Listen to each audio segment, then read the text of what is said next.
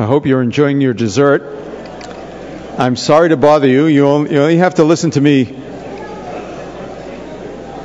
You only have to listen to me one more time after this tonight, and then I will be like a former president of the United States who once said in 1960, I believe it was, that you won't have me around to kick. You won't have me around to kick around anymore, or something like that. You won't have me to kick around anymore. Thank you very much. Some of you are old enough to remember that. It's my distinct pleasure. I had a friend who used to say it was my extinct pleasure. My distinct pleasure to introduce a newfound friend, the Honorable Tom Cochrane, who is the Executive Director of the U.S. Conference of Mayors. Tom has been the right-hand person for the mayors of this country since 1969.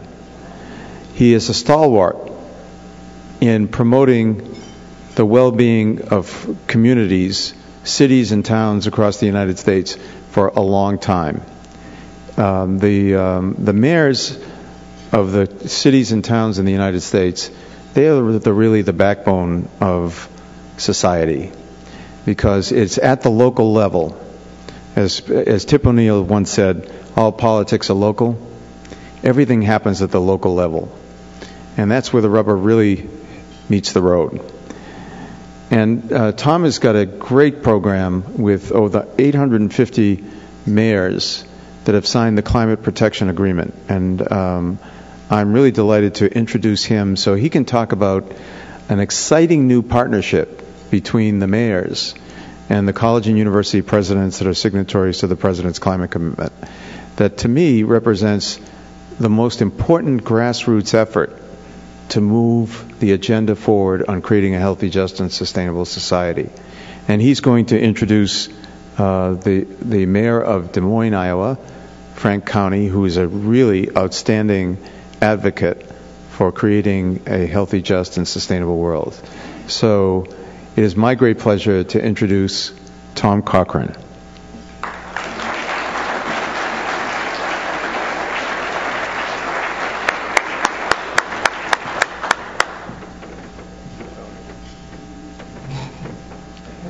Thank you very much, and just let me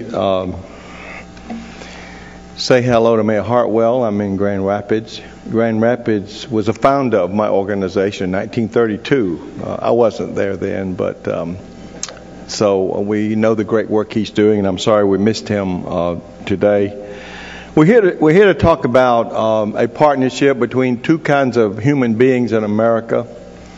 I say I've been with the Conference of Mayors, for a long, long time, almost 40 years. And I say, I have 800-pound gorillas. That's my job. Mayors have an ego. They run cities. They have to be tough. They have police departments and what have you. And there's something about college presidents and university presidents are the same, in that you have a constituency and you have those kinds of concerns that we have. But what happened with us is we had a mayor from Seattle, Washington, Greg Nichols. When the Kyoto Accords went down, our nation refused to be involved. And so Mayor Nichols said, okay, if we can't have an agreement with our federal government, let's have a mayor's climate agreement. And so he called together 141 mayors to sign our agreement. That was February 2005 when the accords were signed. And so this thing has been growing from grassroots, from the bottom up. And today we're pleased to say that we have 852 cities that have signed our climate agreement. And what you have is 525 who have signed a president's climate commitment. And so when we were moving to build our agreement, I was very much aware that you had a commitment going, and I'm very much aware of what partnerships we have so many times with mayors and cities. So many universities are in our cities, and many mayors are working together. And so it was only natural for us to start talking about a partnership and how we could bring these two great forces together. And so this is what tonight begins. And we've had some discussions, and I want to recognize Tony Cortese and his staff at Second Nature for all the support that they're given, and also our other partner organizations, ECO, Ameri, and ASHE. In April, we had our first sort of coming together at NYU, and we had one of your presidents, David Hales, there of College of the Atlantic, and also we were joined with NYU President Sexton. And of course, Tony was there to keep us on track. So we had our first meeting, and so we're now coming here to talk more to you about it. And we're coming together at my 76th annual meeting in Miami that comes together in 2 weeks from now, and we will have representatives of your organization there as well. President Donna Shalala of University of Miami is out of the country during our meeting, but we have invited the University of Washington President Emmert to be with us. He's on your steering committee, and he will be addressing us and talking to us about some goals that we have as we go forward. Mayor Manny Diaz of Miami is our incoming president, and he will be continuing to reach out on this issue. And we are going to, as we go forward, to formalize the agreement more with the hope that soon we can have a summit of mayors and college and university presidents to come together to get to know each other, to figure out how we can use our resources at the local level. I feel that the greatest compliment a mayor gives you at a meeting is when they say, I learned something and I'm taking it home. And so we know that some cities are doing more than others, but I'm telling you, this movement is very, very strong in our organization. And it's come not from Washington, it's not come from the state capitol, it's coming from the mayors who are working with your constituencies to make it happen. Tonight, I'm pleased to have one of our great leaders with us to talk about some of the things that he's doing locally, nationally, and internationally. And I mean that because we have several relationships with organizations like ours in other countries, and we're working with them as we do among ourselves. Tonight we have the Mayor of Des Moines with us, Mayor Frank Cownie, who is very much a part of our advisory board and leadership on this issue. We have a Mayor's Climate Protection Center that I put together 2 years ago. Kevin McCarthy is our director here, and Mayor Cownie has been very much involved with us as we go forward, and he is doing great things in his city of Des Moines. And many of us, we're in Iowa in a bipartisan way this year, and as I say, I should have said in the beginning that I'm here tonight representing Hillary mayors, Bloomberg mayors, and McCain mayors, and a few Obama mayors, many. So seriously, it is my pleasure to introduce to you tonight Mayor Frank Cownie, the Mayor of Des Moines, Iowa, who is going to talk to you about his thoughts about this great subject that we're about to come together. Mayor Cownie.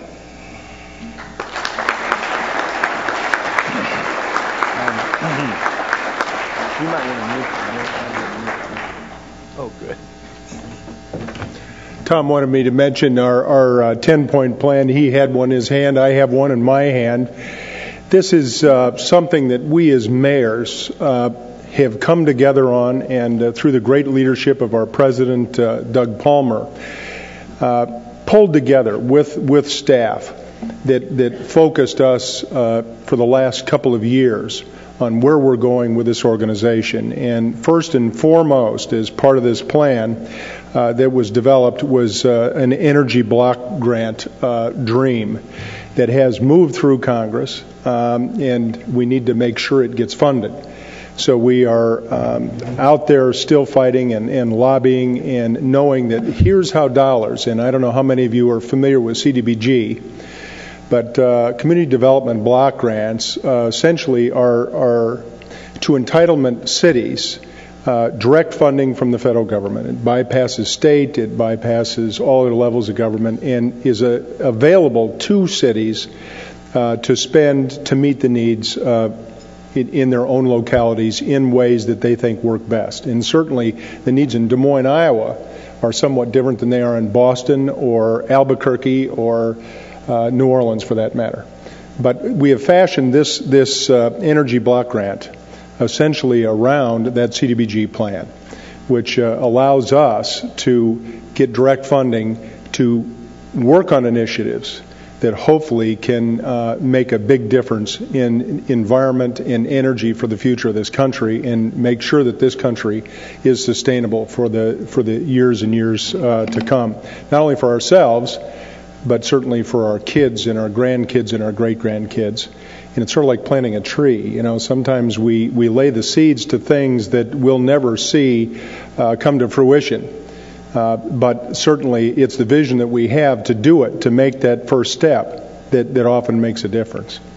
But hopefully, as a result of what we're doing, we're going to certainly achieve a lot more, not only through the U.S. Conference of Mayors, but through a partnership. And I quickly want to thank everybody that has pulled this conference together, and certainly Tony, thank you, and some of the work that has been done to pull this together, and certainly the Wege Foundation. And I had dinner with a couple of the folks associated with that, and I understand that Jonathan is also here. So to all of you folks, thank you so much for working to pull this conference together.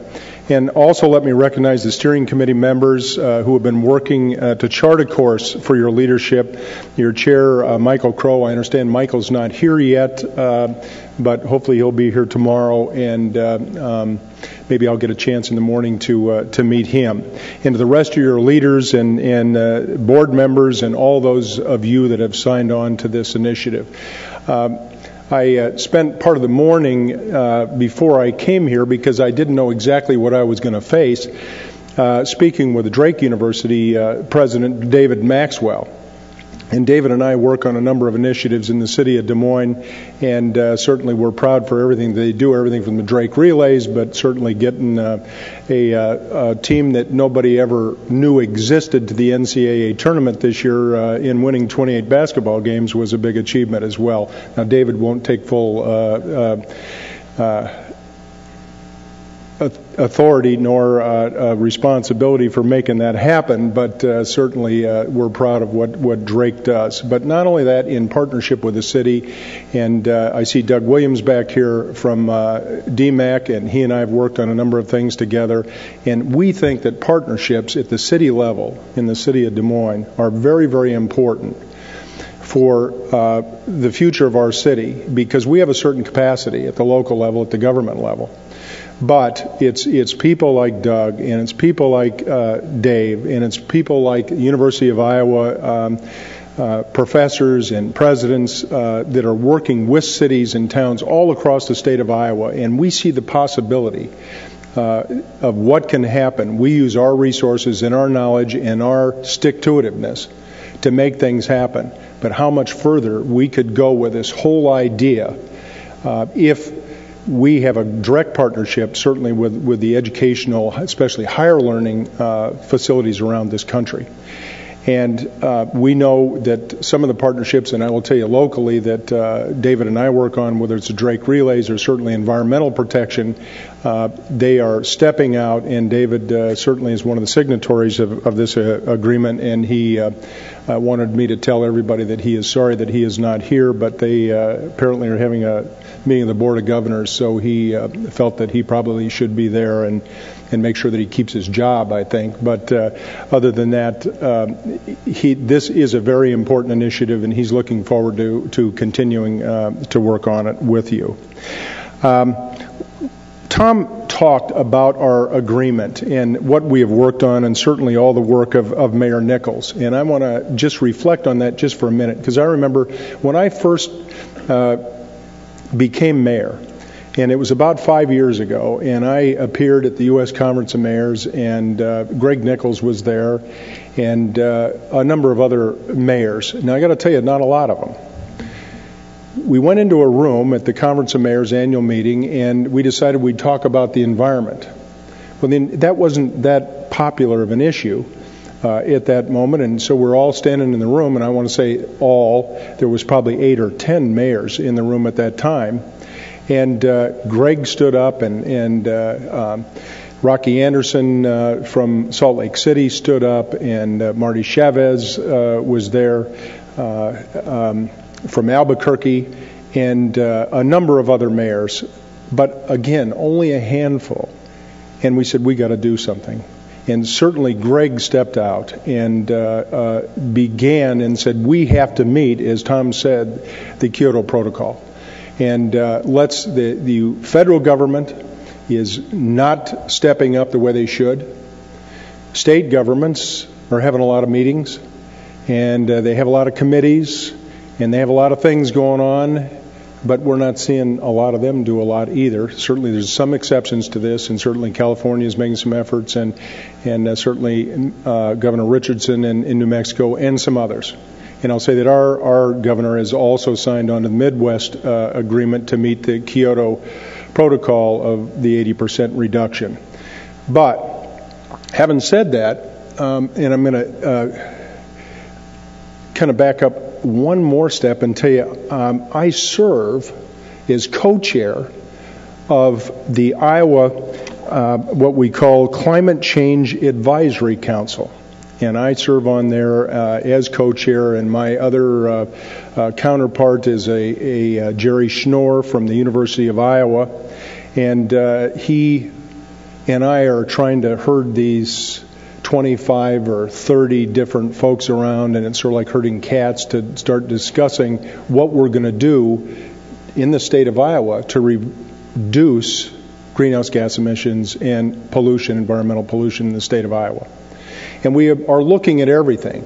And occasionally, I'm sure Jerry does the same thing, but I call in and I listen to all the meetings, and we've got various subcommittees. We're working on agriculture and forestry and waste, and the second committee is clean and renewable energy, and I'm going to stop right there. I was on the phone this last week, and I was very quiet listening. And this is one of the things that we reach in government, and one of the reasons, by the way, why I think we need your help. I sit and I listen to it, and of course we have utility companies that are there, and they are certainly have some interest in this issue, and part of the interest is to produce some more power, and we would like it all to be, on my selfish side, I want it all to be wind and solar and geothermal and anything else that we can do. They seem to have some interest in continuing, and they have sort of reframed it, not in protecting the environment, but how do we do it for the future and make sure it's cost conscious? Well, when you frame the issue like that, pretty soon you end up in a discussion about coal. Now, I don't know how the rest of you feel about coal, but at least Jerry tells me, and Dr. James Hansen tells me, that the coal plants are maybe 7% better than they were 50 years ago in terms of greenhouse gas emissions, and that's if on a good day. And so when we start talking about clean coal, and we're talking about reducing greenhouse gas emissions, and by the way, we had an argument on what the base year would be. If it was 1990 levels, we reduce it 80%. If we do it on 2005 levels, Jerry said, well, it's got to be at least 90% then. Well, we got him to accept that. And you're in the middle of a meeting with the Clean Renewable Energy Sector Subcommittee, and they decide after about a 3-hour discussion that probably we can't do anything in this sector till 2025. Well, to me, that's unacceptable, because this is a matter of eminent importance to cities, to towns, to universities, to countries, to this whole world, to this planet. And if they don't understand the urgency of this issue and moving out and setting an example in every sector and everybody taking a piece of the responsibility to meet that goal of greenhouse gas reductions, we may not end up with a place that we're all that happy to live in. So it's the urgency, I think, that we have to communicate, and that all of us working together can make happen.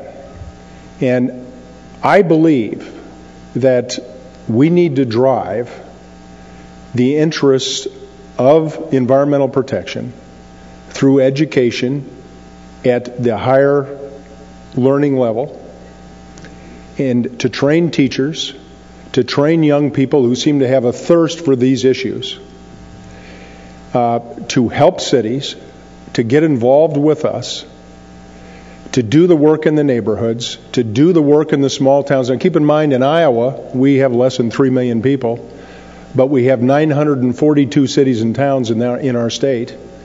We have 99 counties, so we have all kinds of levels of government. We have at least as much government as we need. And some would say a little more. But having said that, we need to engage all these people. And we need your resources, your training, your scientific investigation, your research to make sure something happens. To make sure that working together with mayors across this country, and I understand that you folks are over 300 now. 550. We are at 850 plus mayors that have signed on to our Mayor's Environmental Protection Agreement. And together, we can make some things happen. We can change the future of our cities, of our states, of this planet. Now, we need to do it, and we need to do it soon. And not to have any scare tactics, I've got to tell you, it's sort of interesting. When we go to these environmental protection meetings, and I just did with Mayor Chavez in Albuquerque, and we had 400 people out there discussing what we can do in cities and towns across this country to reduce the greenhouse gases that are escaping into this environment. And of course, a lot of the time we sit there and we talk about, the dark cloud that's out there, because everybody has to understand the urgency. And we spend not quite enough time on what we can do to make sure good things happen. Well, sometimes, when you're at these, you make a lot of friends, but, I come back to Des Moines and I got this dark cloud over my head, and I'm trying to figure out how to run a city council meeting and convince my city council that we need to spend a whole lot more money on doing the right things. And I will tell you that the city of Des Moines has, not only have we reached out to other mayors across our state and tried to get them involved in this, but we've done such things as capture methane off of our landfill, off of our water reclamation area. We capture enough methane, by the way, to provide the electricity to about 10,000 homes in our city. We've switched traffic signal lights to LEDs, and that has saved us $150,000 a year, as opposed to the incandescents that were in there before. We have a fleet now in the police department, believe it or not, of cars in our detective area that are hybrids. Now, as we talk to all the rest of our city staff about doing it, of course, most of them want to talk about horsepower and torque. And I thought, boy, the police are going to be the last people when I go to talk to them, and we're going to try to convince them to switch and change, because, you know, I think often they think that the best thing to have out there is something that shows an authority, and sometimes as I listen to the discussion, I think just short of a Sherman tank is what they want out in the neighborhoods to show police authority. But they don't. Certainly we don't want to have that kind of presence out there, but they do use Crown Victorias that get about 8 to 12 miles to a gallon, and they leave them on 24 hours a day. And I'm kind of thinking that maybe they ought to have a hybrid that shuts off when they're not driving, and all of a sudden we'll save a lot of energy and fuel. And hopefully, one of the things, and as we talk, whether they're Democrats or Republicans, and to mayors and people and business people and neighborhood people across this country, you know, I don't care whether they care, their interest is in greenhouse gas emissions, or they're members of the Sierra Club and they care about all the trees and all the rivers and everything else, which I do dearly, or the faith-based community that certainly has stewardship on the front of their agenda about what to do about some of these things, or whether they are just concerned about their pocketbooks. As far as I'm concerned, all of us in this room need to attach to each and every one of those people at whatever level we can and convince students to take it home to their parents, to become teachers and teach in the K through 12 area, and convince them to convince those students and drive it through every subject, whether it's the math class. Let's have maybe problems that we work on that deal with environmental issues. Certainly in our science classes we can do it, in physics and in chemistry we can do it, in reading and English we can do it, in history we can do it. We can talk about civilizations, and as Jared Diamond talked about, collapse, and what that means and what happened to other societies, whether they were isolated societies or they were people larger. And I I brought this book. I don't know if you've read it, Plan B 3.0. It's Lester Brown's book. And I picked it up. I always, as I'm walking through airports in about a month and a half, 2 months ago.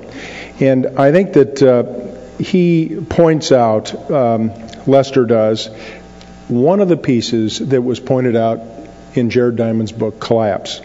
The earlier civilizations, such as the Sumerians and the Mayans, were often local, rising and falling in isolation from the rest of the world. In contrast, we will either mobilize together to save our global civilization, or we will be potential victims of its disintegration.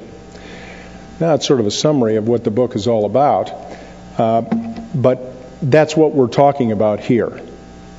And I think that tonight, as you think about the future of your organization in a partnership with the Conference of Mayors, what that means to all of us in this room and the potential that we have. And we are at a decision point in our lives. We can sit in this room, and certainly I think that everybody in this room is interested in the subject.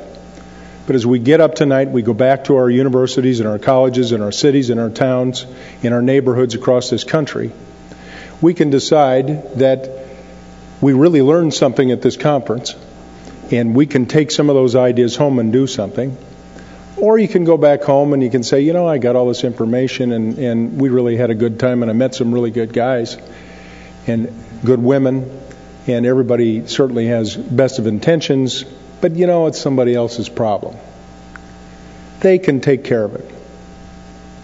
Or we can decide individually and collectively that we're in this together, and that's the way we're going to solve the future of this planet, the future of our cities, the future of our universities, and that we all can be part of the solution and make something happen. And I challenge you all tonight to come together with mayors across this country, and let's work together to try to envision and bring to fruition a sustainable economy, as a sustainable future that offers jobs in a green economy that can't be exported, that can retrofit buildings, can retrofit either whether it's on campuses or universities or in our neighborhoods or our businesses, and knowing that that piece that I talked about a little while ago, which is that clean renewable energy sector that seems to be invested in not so clean energy, that we can switch it. And while we're looking for the technology and the science that will take us to a less expensive solution, that we can, with technology that's available today, retrofit every one of those buildings and reduce consumption of energy in such sizable amounts, and knowing that the production of electricity, essentially 75% of it goes to those buildings, residential and commercial, and that 80% of that, at least in the United States and in Iowa, is produced using coal, that we're far better off investing in reductions while we look for the science to make some of the other things, because we can make that happen today, and we can make it happen with jobs in our local economies that are going to happen right here. And also, we can do it at this time. Now, I don't want to say it's a good thing that's happening, that we're having sort of a slowdown in our economy. But I'll tell you, at least in Iowa, we're seeing almost a dead stop in home starts because there's so much inventory out there of, I want to say, slightly obsolete product, that as we make some changes and educate those builders and educate those engineers and educate those architects and educate all those people that are developers in working to create sort of a future lifestyle for Americans, that we look how we design our cities, we look how we design those buildings, we make them more energy efficient, we reduce their consumption, hopefully to zero of carbon footprint, and end up with a solution that is renewable, that is we are able to do today, that we don't have to find some silver bullet out there to solve all of our problems, but that we can invest in those known solutions to our problem, and look then for some of the future solutions, whether it be to transportation and other things. But I believe that an awful lot of what we do can happen overnight in that area. Now, I will also tell you that this clean renewable energy sector in Iowa is proposing and has gotten passed through the Iowa Utility Board a new coal plant. Now, in case of Iowa, we don't think quite so big. It's only 650 megawatts. Well, that's going to produce annually 5.5 million tons of CO2 into the atmosphere that will more than offset every one of the things that we're doing in all the other sectors if we allow that to happen without taking offline some of the more polluting sources that are out there. So I want to tell you that these are some of the things that we struggle with at every level, because you have some people on one side that are thinking in an old paradigm and saying we have to do this, we have to remain competitive. But I'm one here that says if we don't do this, we're not going to be competitive and sustainable for the long pull. And whether you believe in let's say peak oil in that whole theory, we certainly have seen a huge increase in prices of fuel. And everything that we can do to reduce consumption at all levels certainly will be felt in all of our different sectors. Certainly, I want to make sure that they give me a bunch of prepared remarks, and I want to thank the staff for doing it. But I want to tell you all that certainly we want to thank you for putting this together, and the ACPUCC and all your members. Hopefully we're going to get to all those people that are here, and I've got an extra pen for those of you that haven't signed up to sign on to this initiative. and certainly to learn from it. And we look forward as mayors to being able to partner with you and work at the local level in at least 850 places in this country. And we look to you as partners and to be able to provide us with some of that initiative, some of that science, some of that creative juices that keeps you in this area and wanting to look for future solutions and future ideas. And we welcome the opportunity. We look forward to it. And thank you very, very much for including us and letting us come to you and look forward to our partnership and hope that it brings much success to all of our initiatives, and we'll have a sustainable future for not only our cities, our states, our universities, but this country and the world. Thank you very much.